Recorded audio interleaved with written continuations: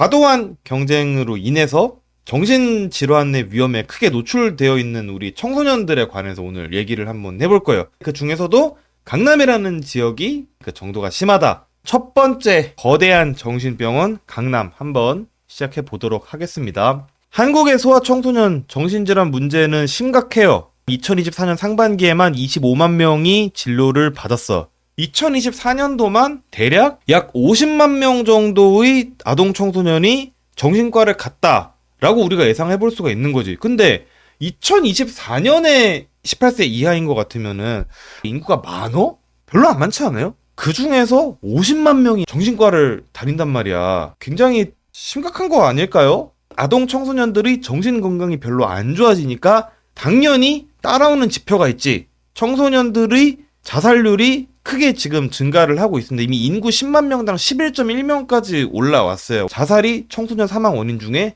1위입니다. 원래 옛날에 1위가 뭐였냐? 뭐였겠어요? 교통사고였어요. 근데 이제 자살입니다. 근데 이 소아청소년 정신과 강남 3구가 이 소아청소년 정신과 일종의 메카야. 4년 동안 청소년 정신과가 65% 이상 증가했어요. 소아과는 줄어들잖아. 소아과는 장사가 안 돼서 줄어드는데 소아청소년들을 상대로 하는 정신과는 4년 동안 65%가 늘어났다라는 거야. 근데 그 중에서 강남 3구가 최다다. 봅시다. 강남 3구가 정신과가 원래 많았거든요. 왜 그러냐면 회사들이 많아서 그렇긴 해요. 여기 보면 이 생활 인구가 여기 와가지고 생활을 하는 사람들 얘기잖아. 근데 내가 뭐 직장 출근해가지고 뭐 밥도 사 먹고 뭐 이렇게 저렇게 하는 게 다 생활하는 거 아니에요. 근데 강남, 송파, 서초가 생활 인구가 제일 많고 강북, 도봉, 금천이 제일 적습니다. 원래 직장이 많은 데는 사람들이 정신적으로 건강하지 못한 사람들이 많을 수밖에 없기 때문에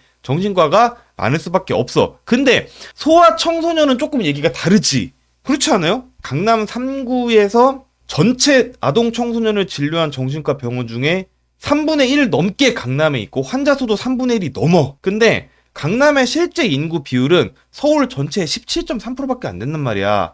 근데 인구 비율이 17.3%인데 환자 수는 35%야. 그러면은 실제 인구 비율 대비해서 2배의 아동 청소년 정신과 환자 수가 있다는 거 아니야, 이 동네에는. 이게 얼마나 무서운 거야. 실제로 아동 청소년 중에 정신과 다니는 애들의 숫자가 강남이 제일 많이 늘어난 것도 사실이야. 다 자료가 있어요. 자, 2018년 대비해서 2022년 질환자 증가율이 동남권, 그러니까 강남, 서초, 강동, 송파는 2배가 늘었어. 실제로 그냥 환자의 절대 수가 2배가 늘은 거예요. 근데 이제 사실 이런 거를 막 영상에서 뉴스 영상에 나오면은 강남에 사시는 분 계시면 죄송합니다. 강남에 사시는 걸로 추정이 되는 분들이 막 댓글을 달아요. 근데 그 댓글 내용이 뭐냐? 우리 동네 사는 애들이 더 힘든 게 아니고 강남의 부모들이 조금 더 예민하기 때문에 자기 애를 더 잘 챙기는 거다 라고 얘기를 하는 사람들이 있어. 저는 그 말이 맞다고 생각 안 해요. 왜 그러냐면 그러면 우리가 뭐가 성립해야 되냐면 봐봐. 그럼 이 동네가 서울에서 되게 특별히 잘 살고 특별히 예민한 부모들이 뭐 은평구 서대문구 이런데 산다는 근거가 있어? 없잖아요. 유명한 병원이 많이 있거나 경제력이 좋아서 그런 걸 수도 있지만 단순히 경제적 자원이 충분해서 또는 뭐 부모들이 좀 더 예민하기 때문에 라고 설명하기에는 이거는 조금 석연치가 않아요. 그리고 연령대로 보면 이게 더 웃긴단 말이에요. 11, 15세가 비중이 제일 컸고 근데 7에서 10세가 25.7%야. 그러니까 뭐 16, 17, 18, 19는 고등학생이니까 뭐 입시 스트레스가 있다. 뭐 오케이. 뭐 13, 14, 15 중학생인데 고등학교도 자사하고 특목고 너무 많으니까 중학생 때부터 애들이 입시 스트레스를 많이 받는단 말이에요. 근데 7, 8, 9, 10은 뭐야? 7세면 미취학이잖아. 8, 9, 10은 초등학교 1, 2, 3학년이에요. 근데 얘네가 4분의 1이나 돼. 왜 그러고 저는 사실 저 데이터가 되게 무섭다고 생각했거든요. 그러니까 사실 한 13, 14세부터 17, 18, 19세까지는 정신건강 질환자가 많을 수도 있어. 왜 그러냐면 이때 사춘기잖아. 사춘기고 애들이 예민하고 이제 기성세대와 충돌을 많이 빚고 집안에서 갈등도 많지. 근데 우리나라는 그 상황에서 입시 스트레스가 또 있지. 근데 7살에서 10살은 좀 이상하잖아. 왜 그런지에 대해서 좀 우리가 좀 나름대로 한번 봐보자는 말입니다. 여러분들 이 문제 풀 수 있어요? 이게 의대 7세고시 문제라고 나오는데 정확하게는 황소수학학원 입학시험 문제예요. 이 문제는 어른도 풀기가 되게 쉽지 않거든요. 이 문제는 저 구들의 나열을 10의 n-1로 치환해서 계산을 하는 겁니다. 근데 이 풀이법을 7살이 어떻게 우리 7살 때 이런 거 고민했어? 저 7살 때 구구단 했어요. 그렇죠. 7살 때 구구단하고 받아쓰기 하지 않아요? 이걸 풀어야 뭐 의대를 갈 수 있는 거야. 뭐 아무튼 뭐 이상합니다. 이게 여러분 어떤 문제랑 비슷하냐면 가우스의 1화 중에 유명한 거 있잖아. 가우스가 1부터 100까지 더하는 거를 되게 빨리 풀었다. 근데 그때 가우스가 그 문제를 어떻게 풀었어? 1하고 100하고 더하고 2하고 99하고 더하고 그래서 50개의 101의 페어를 만들어냈잖아요. 사실 저 문제도 일종의 페어를 만드는 문제인 거거든요. 근데 수학 왕 가우스가 10살 때 직관적으로 푼 방법이라는 건 거 아니에요. 저거는 수학 왕 가우스는 인류 역사상 거의 최고 등급의 수학 천재란 말이야. 근데 저 숫자 감각을 대한민국의 7살이 어떻게 아냐고요, 저거를. 어떻게 감각적으로 아냐고. 그렇잖아요.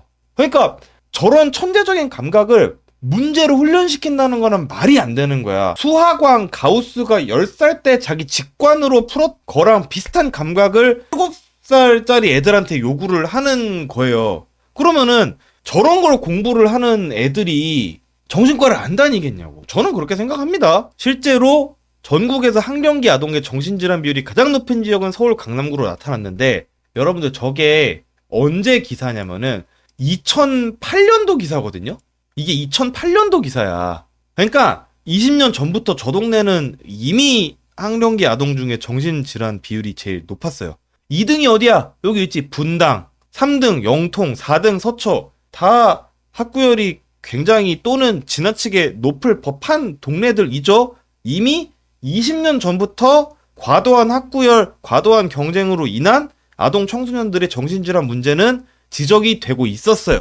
문제는 저게 안 고쳐지고 지금까지 오고 있었다라는 거지. 걔네의 두뇌로는 저걸 풀 수 있는 추론 능력을 만드는 게 불가능하다라는 거는 제 얘기가 아니라 전문가의 견해. 연세대 세브란스 병원 소아정신과 과장이신 천근아 교수님께서 하시는 말씀이에요. 이거는 전문가 견해에 따르면 학습 능력을 오히려 망가뜨리는 짓이다 라고 얘기를 합니다.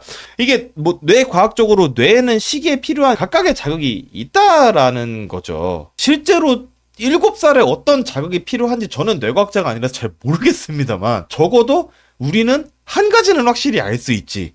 어떤 거? 9를 계속 더해서 1의 개수가 몇 개인지를 알아내는 정도의 그런 자극은 7살 때는 제 생각에는 모두에게 필요한 자극은 아닐 것 같아요. 자연 상태의 인간이 7살에 고도의 추론 능력이 왜 필요해? 기본적으로 7살의 인간이 세상을 살아감에 있어서 저런 문제를 풀 이유가 없어. 안 필요한 걸 이제 억지로 우겨넣고 있다라는 그런 얘기죠. 저런 상황에서 정신과를 찾아간들 진료를 받는 게 아니고 공부해야 되니까 집중력 향상하는 약 달라 하겠지. 그러니까 저런 환경에서 애들이 멘탈이 안 좋아지면 그거는 이제 결국 부모의 교육관 때문에 생긴 거라고 우리는 지금까지 얘기를 했잖아. 근데 그런 교육관에서 애들이 아무리 정신과를 방문을 하면 뭐해. 부모가 애한테 제대로 된 치료를 요구하겠어요?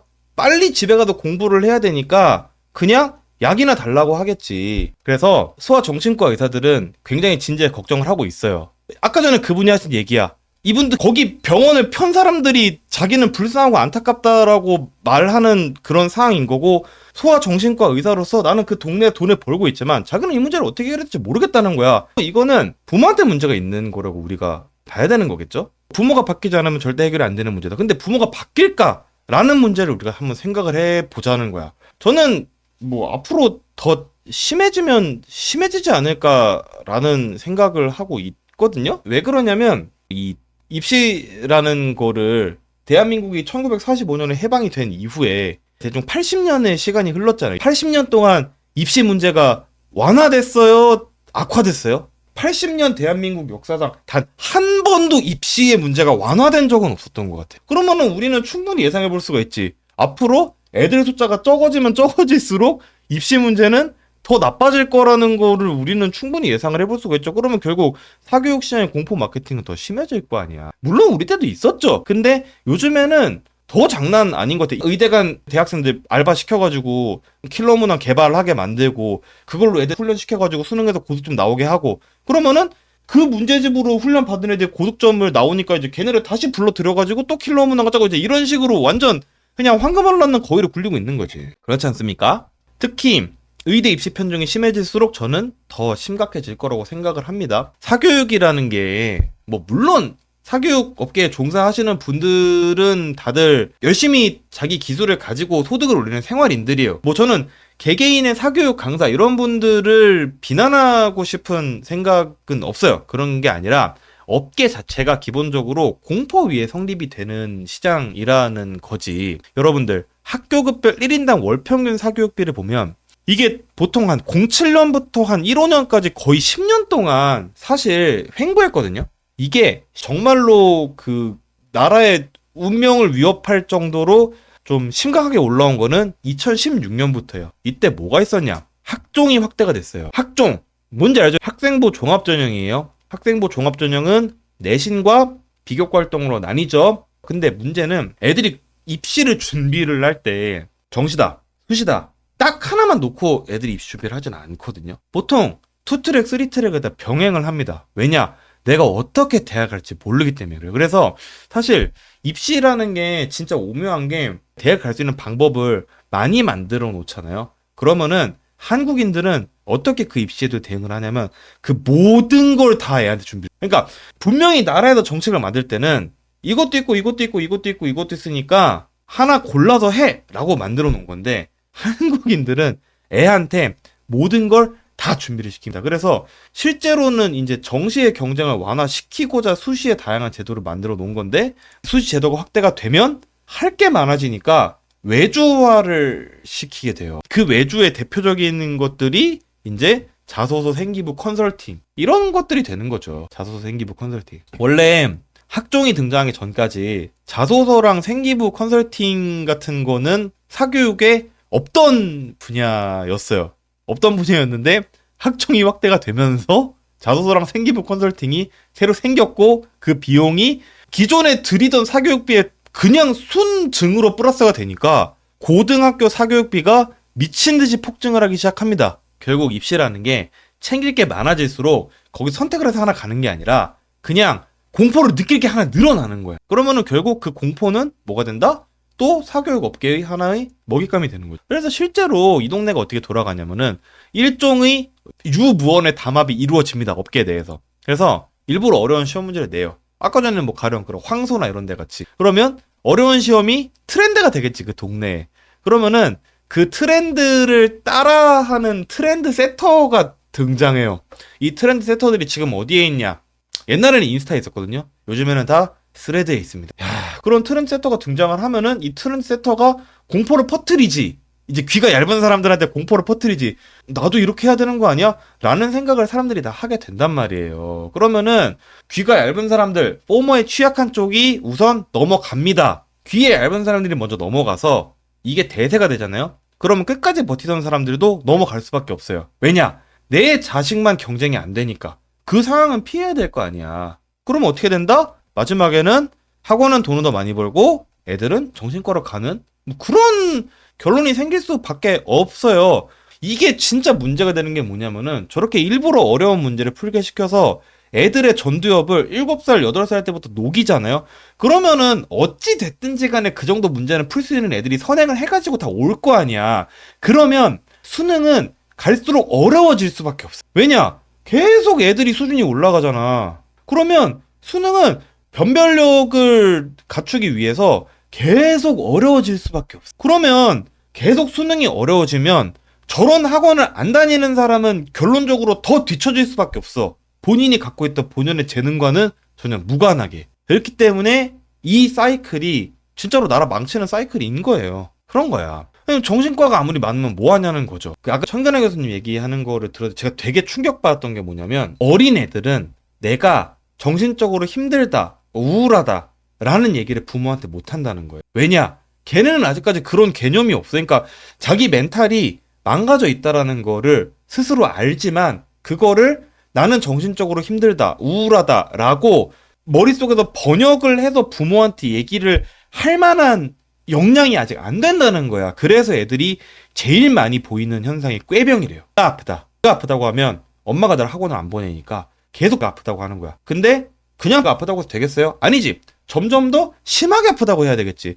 그러면은 애가 허구한 날 아프니까 엄마가 애를 데리고 소아과에 갑니다. 근데 소아과에 가니까 증상이 없네? 그럼 어떻게 되겠어요? 애를 쥐잡듯이 잡지. 너 왜 꾀병 부리냐고. 그런 애들이 나중에 어떻게 되냐면은 결국 자기 스트레스를 풀 방법이 없잖아요. 자기 스트레스를 풀 방법이 없으니까 걔네가 어디에 빠지냐? 다 유튜브에 빠지는 거예요. 그냥 멍하니 하루 종일 쇼츠 계속 올리면서 전두엽을 녹이는 동안에는 그냥 고민도 없고 걱정도 없고 엄마 잔소리도 없고 학업 스트레스도 없고 아무것도 없으니까. 그러니까 애들이 쇼츠로 전두엽을 녹이고 긴 텍스트를 읽는 능력은 갈수록 사라지고 뭐 그럼 애들이 거기서 뭘 배우겠냐는. 그냥 결국 애들은 부모의 진실을 다 압니다. 그게 바뀌지 않으면 아무 소용이 없는 거지. 결국 청소년기라는 거는 인생에서 제일 가장 감수성이 예민한 시기란 말이에요. 근데 그런 시기에 저런 비인간적인 경쟁에서 비롯된 정신질환에 시달리면 사람이 어떻게 되겠어요?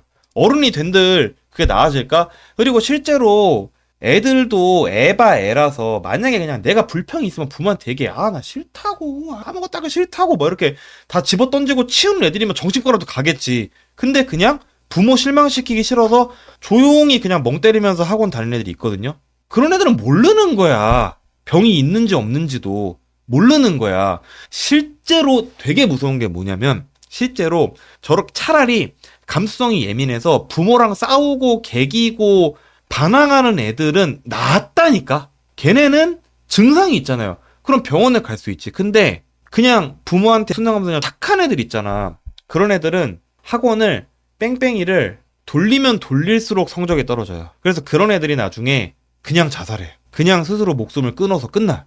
이렇기 때문에 정신과가 아무리 많아도 완치되는 환자가 없어요. 정신과가 많아도 의미가 없어. 완치가 돼서 나가는 사람이 한 명도 없잖아. 평생 다니지만 않으면 다행의 수준인 거겠지. 이런 것들은 부모의 이기적인 욕망일 뿐이라고 생각을 한단 말이에요. 사실 사교육을 비판하는 영상 또는 뭐 수학 문제를 밤늦게까지 푸는 아이에 대한 포스팅에 대해 사람들이 욕을 하지. 그러면은 또 막 이렇게 변명을 해.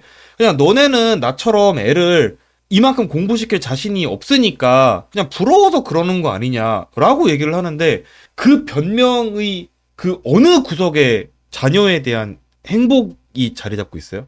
그냥 내가 가진 자원, 너희들의 부러움, 나의 지위 이런 거밖에 없잖아. 자녀의 행복에 대한 공감이 전혀 드러나 있지 않잖아. 다 자기들 위한 거 아니야? 그냥? 애가 아니라? 그 애가 의사를 하면 물론 의사라는 직업은 훌륭하고 좋은 직업이에요. 돈도 많이 벌고 맞아, 난 다 인정한다니까. 근데 그 직업을 가진 사람들이 모두 다 존나 해피할 거라고 우리가 장담할 수 있냐고. 저 애들이 저렇게 될 수 있을 거라고 우리가 어떻게 확신을 할 건데. 아니 그 부모 본인은 어떻게 확신을 할 건데. 그렇잖아요. 그러니까 다 그냥 본인의 약간 자의식 뭐 그런 거 아니야? 모르겠습니다. 공부를 열심히 해서 의사가 되면 네 인생이 행복해질 것이다. 는 본인의 입장에서 생각하는 직업관을 애한테 투영하는 거잖아요. 물론 공감이 돈이 되는 건 아니긴 한데 그래도 적어도 애를 키울 때 애는 자녀의 행복에 대한 공감이 있어야 애가 행복하게 클 수 있지 않을까? 라고 저는 생각을 한다라는 겁니다. 이거는 좀 되게 재수없는 얘기이긴 하거든요. 재수없는 얘기인데 애를 7살 때부터 저렇게까지 시켜야만 의대를 보낼 수 있는 거면 그건 재능이 없는 거예요. 기본적으로 있잖아요. 교육이 됐든 뭐가 됐든 가성비가 안 나오잖아요. 그러면은 그 사람은 재능이 없는 거예요. 그 분야에 재능이 없는 거예요. 오타니를 10년 야구훈련 시키는 거랑 흰고를 10년 동안 야구훈련 시키는 거랑 뭐가 가성비가 좋겠어. 오타니야 가성비가 좋겠지. 오타니는 나보다 훈련을 설렁설렁 해도 나보다 야구를 잘하겠지. 나는 오타니인 게 10배만큼 훈련해도 야구를 못하겠지. 그럼 난 재능이 없는 거야. 7살 때부터 저런 문제를 풀어야만 의대를 보낼 수 있는 거라면 그 사람은 재능이 없는 거예요. 다른 일을 하는 게 맞는데 저걸 시키고 있잖아. 뭐 그런 나라에서 누가 행복하겠어요. 그런 거 아니겠습니까? 아니 뭐 사실 온라인 게임에서는 캐릭터 레벨이 올라가면 스탯이 알아서 올라가잖아. 그냥 정직하게 올라가잖아. 내가 만약에 뭐 전사를 했다. 그러면은 랩이 올라가면 힘이 올라가겠지. 내가 만약에 뭐 사냥꾼을 했다. 그러면은 랩이 올라가면은 민첩이 올라가겠지. 그렇잖아요. 근데 인간은 정직하게 스탯이 안 올라요. 내가 공부를 열심히 해도 성적이 안 나올 수도 있고, 내가 배가 아프면은 그날 수능을 망할 수도 있는 거야. 그리고 만약에 게임을 한다라고 하면은 게임은 내가 전사인 걸 알잖아. 내가 전사를 골랐어. 그러면은 나는 어느 정도 예측이 가능하지. 아, 내가 랩업이 되면 나는 힘이 오르겠구나. 내가 만약에 사냥꾼이야. 그러면은 알겠지. 나는 랩업을 하면 민첩이 오르겠구나. 예상이 되잖아요. 근데 우리가 인생 시작할 때 클래스 정해놓고 시작합니까? 안 정해놓고 시작해. 부모의 역할은 자녀의 클래스가 뭔지 알아챌 수 있도록 도와주고, 어떻게 하면은 애한테 가장 맞는 스키트를 찾을 수 있지를 도와주는 거 아닐까라고 저는 생각을 합니다. 자기 자식한테 애정이 똑바로 있다면 게임 캐릭터가 아닌 사람 대접을 해야지. 아니, 게임 캐릭터도 우리는 애정을 갖고 키워. 그렇잖아요. 소중하게 현질도 하고 그러잖아. 근데 우리가 게임을 할 때도 1렙짜리 캐릭터를 레이드 뛰라고 보내진 않는단 말이에요. 아까 전에 우리 7세 90 문제 봤잖아. 7살짜리 애를 레이드를 보내놓고 그 레이드 보상이 어떤 가차에 나올지 모르는데 그거를 지금 잘났다고 시키고 있는 게 우리나라 상황 아니겠습니까? 사실 저는 이렇게도 생각해. 한국에서 의사를 하는 게 그렇게까지 모든 걸 희생할 만한 가치가 있는지. 사실 저는 물론 리스크는 크지만 어찌됐든 간에 사회적 가치는 창업을 하는 게 제일 큰 것 같거든요. 그래서 아무튼 뭐 첫 번째 얘기를 해봤죠. 뭐 여러분들 각자 마음속에 생각하시는 내용들이 각각 있을 것인데 결국 교육 굉장히 어려운 문제지만, 어렵고 쉽지 않은 문제지만 공포 마케팅의 그 굴레에 애들을 굳이 희생할 필요가 있나 라는 생각을 합니다. 그래서 일단 첫 번째 얘기는 여기까지 말씀을 드렸고요. 한 가지 추가적으로 마무리하면서 내용 하나 말씀드리면, 요런 데이터가 있더라고. 이게 2017년 건데 크게 안 바뀌었겠죠? 이런 사람들은 희망의 시작으로 그냥 보내는 게 낫지 않을까? 실제로 이제 저 학군지의 어떤 경쟁률을 올리는 이제 굉장히 주된 역할을 하는 사람들이 이게 그렇잖아요. 그래서 아무튼 첫 번째 얘기는 여기까지 마치고 그 다음에 두 번째 SKT 얘기로 한번 넘어가 보도록 하겠습니다.